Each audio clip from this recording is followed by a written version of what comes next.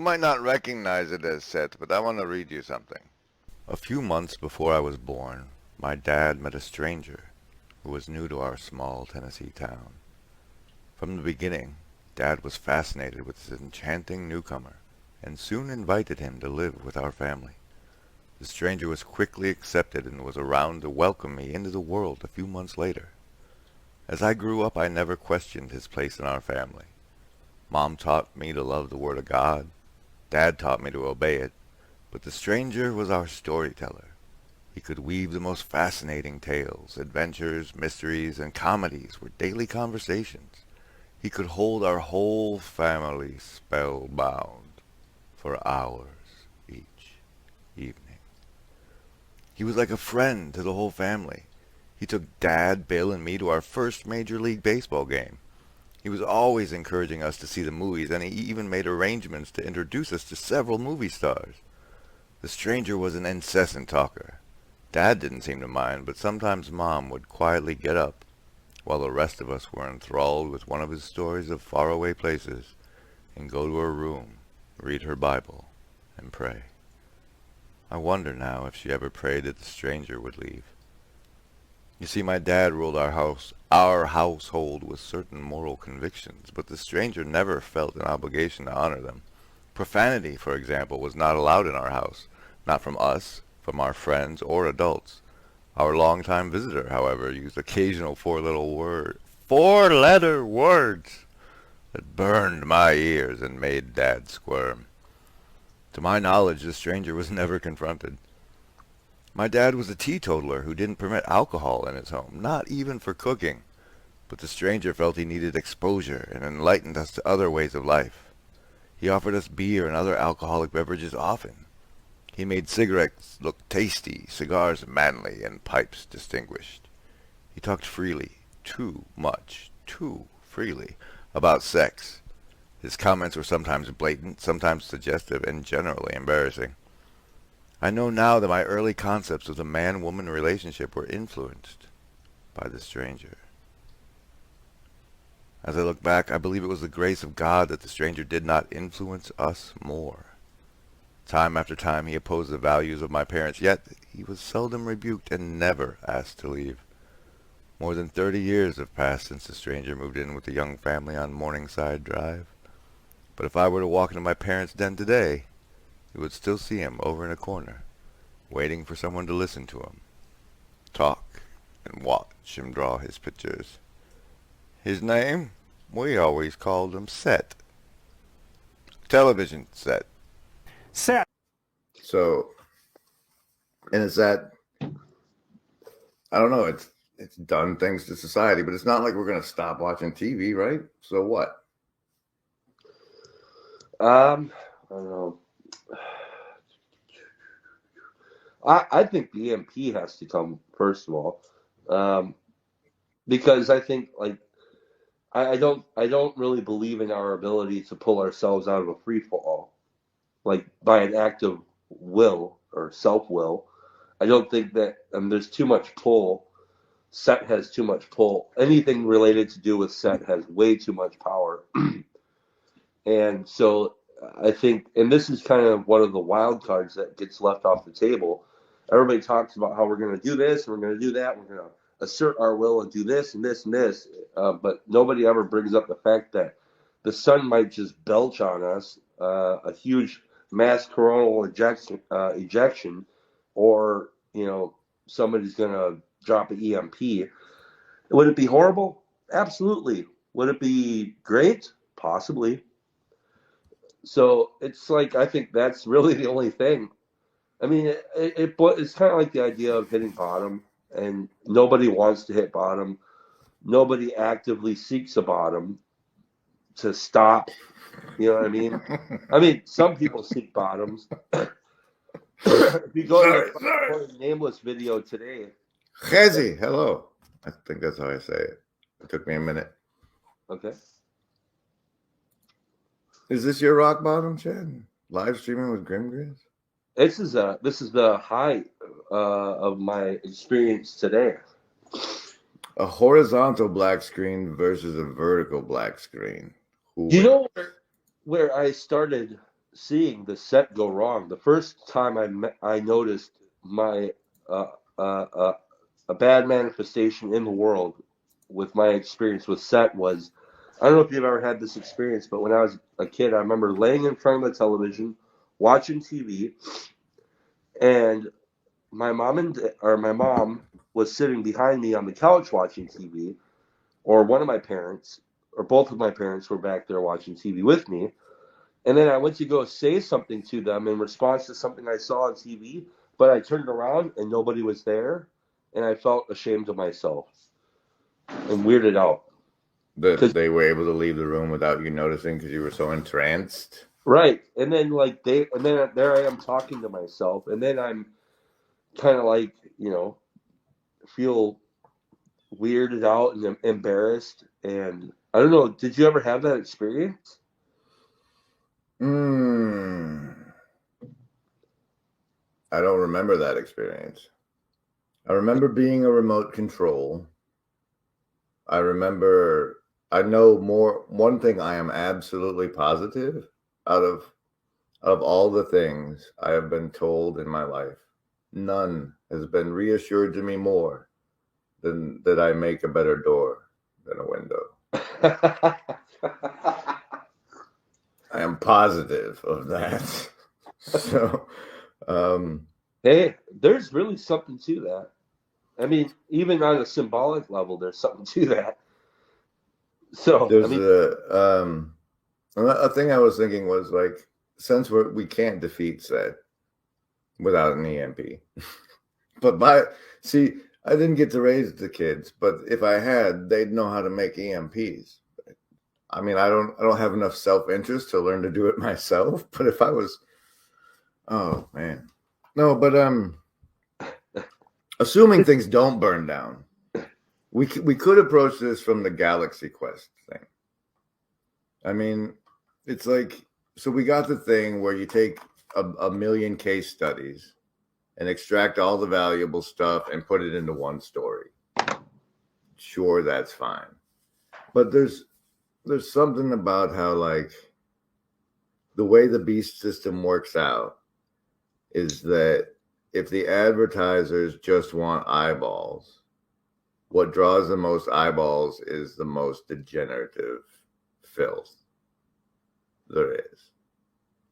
And that's just because we have the top down suppression of our primal, because it's supernormal stimuli that catches our primal hooks, and so we have to have a strong top down suppression of it. And so it's like, aside from people taking responsibility for who they do business with, like people who care about human rights on Apple iPhones, those kind of contradictions, it's like, why does our country, who doesn't believe in human rights, is against human rights abuses, why do we do business with countries that don't live up to our standards of how to treat other humans? But like, it's not like I'm holding my mayor accountable for his choices. So it's like, what's an actual good citizen look like, and has anybody seen one in their lifetime? we take turns. I think you can't be good all the time. It's impossible. But I know what you're saying. Yeah. We can't buy into the notion that it's too far gone, because Yeah. that's an excuse not to put skin in the game. No, I get that. And like, so when I say things like the EMP and things like a lot of times people will think that I'm being really pessimistic, and there's actually a lot of optimism under that statement. Um, I know it does. That's what it takes, right? You said skin in the game. That's really what it takes, and you would only put skin in the game if it was absolutely detrimental for you to do that. And so I What think do you what mean to do we're what? to to um, to overcome or whatever, or not. Like you're saying, it's not all lost. It isn't all lost. Um, it just we bought into the idea for a long time that um,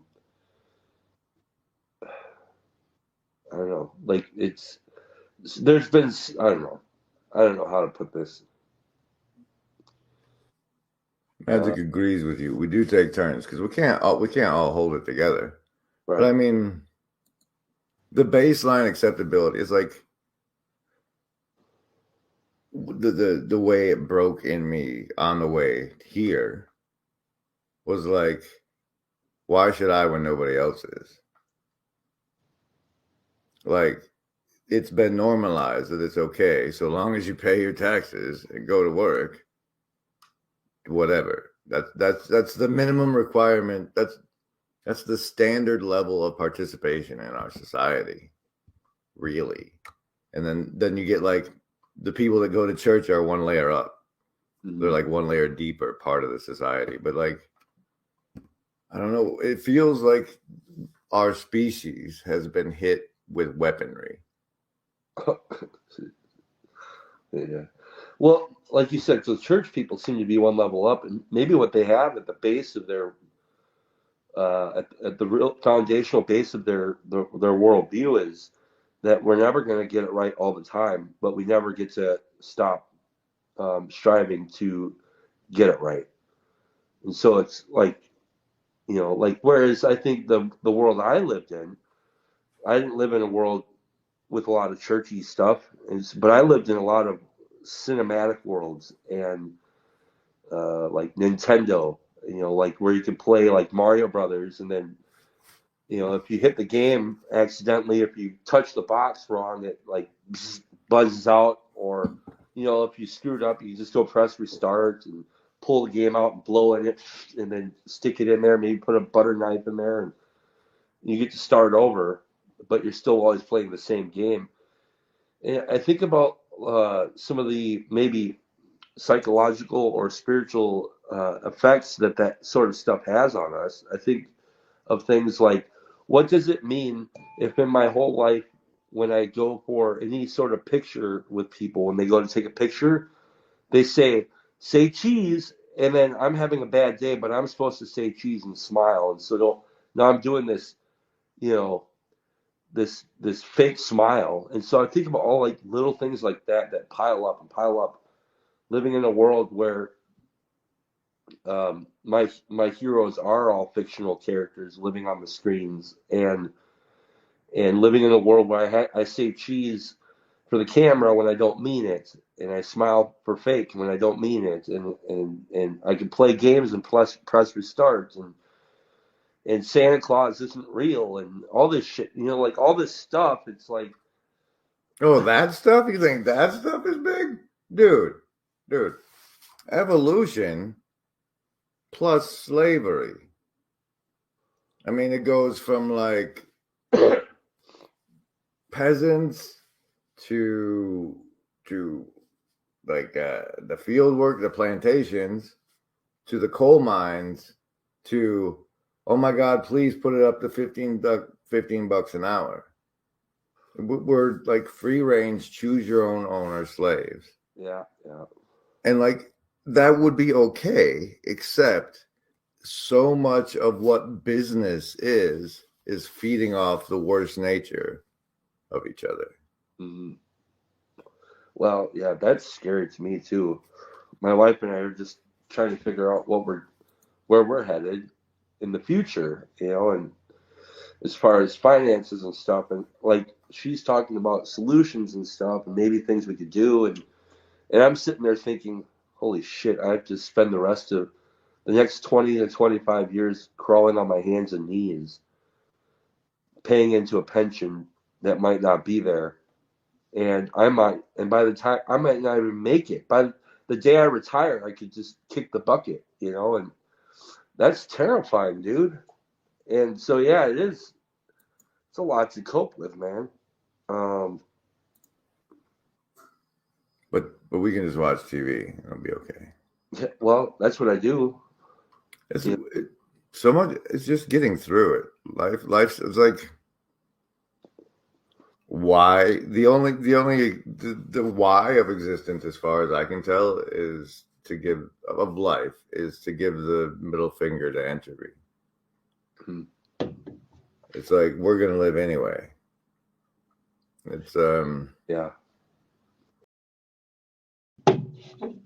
I had an experience whilst driving across the state in the last couple of weeks.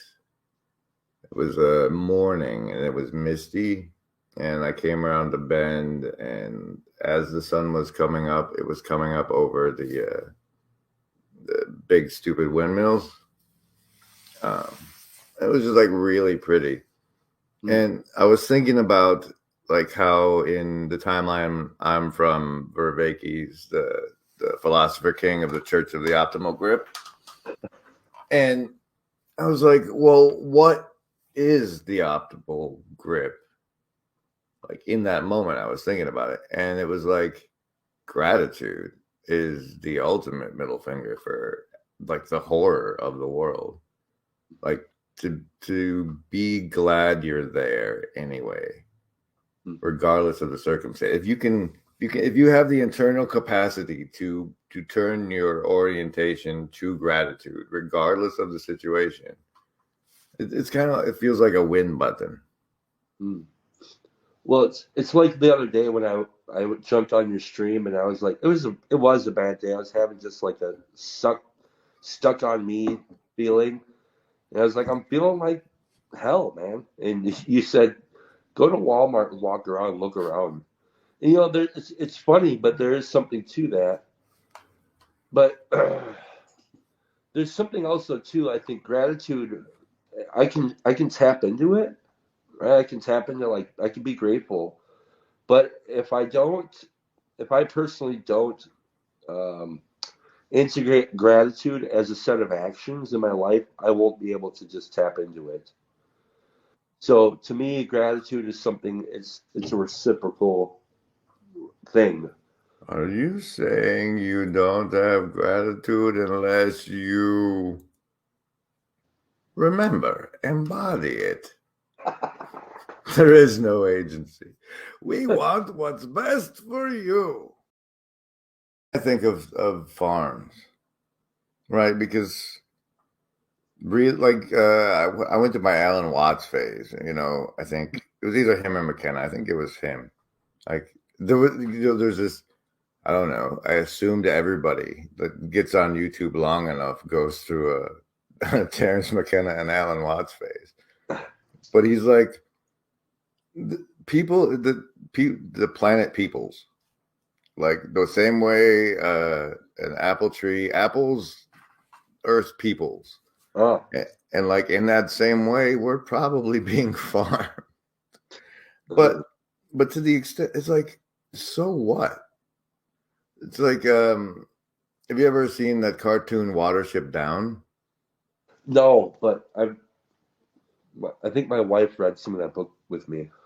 It's on Netflix, and I think you give them your money, so you should check it out. But there's this part where these rabbits have to flee their home, and they, on their way to where they're going, they end up on a rabbit farm with some other rabbits, and it's like, when you realize you're on a farm, then what?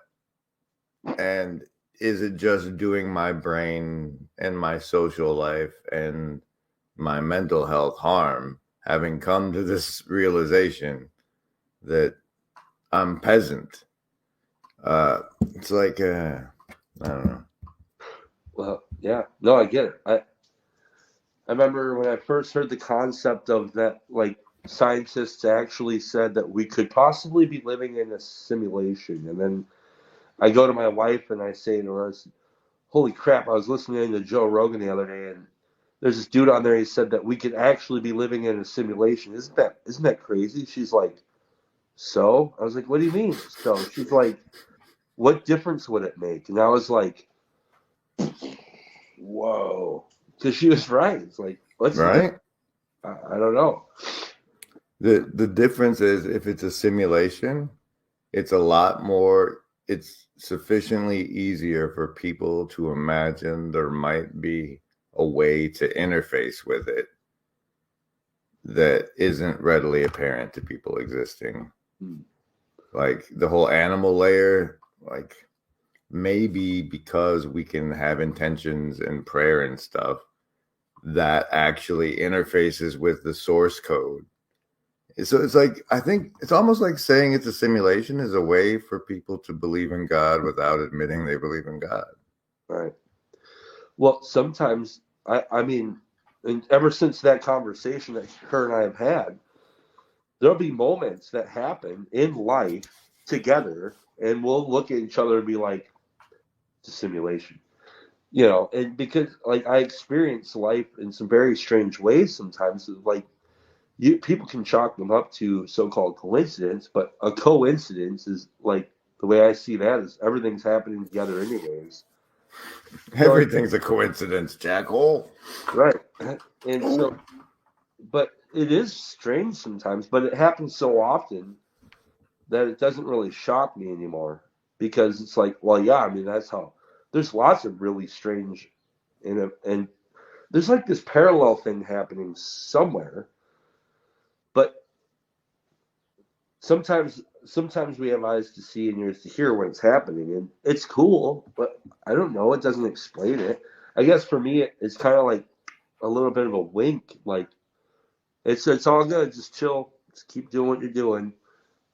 Yeah, Move. but there's so many times when those little winks are so far from your perception.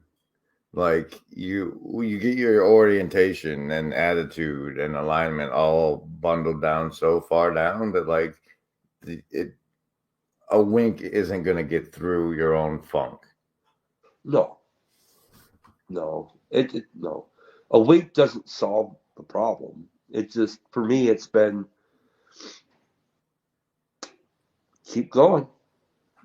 That's it. It is a good excuse to let yourself feel some gratitude. Yeah, yeah, and I don't know. And for me, a lot of the embodiment has been when I begin to forget what life is about. Um, Embodiment has brought me back around to get off your ass and get into some action because some action usually, again, doesn't solve the problem, but it usually will perpetuate a little more action forward. And so the less action I take, and the more I sit in the couch or right here and I'm captured by the black mirror or set, the more difficult it is to engage in embodied gratitude.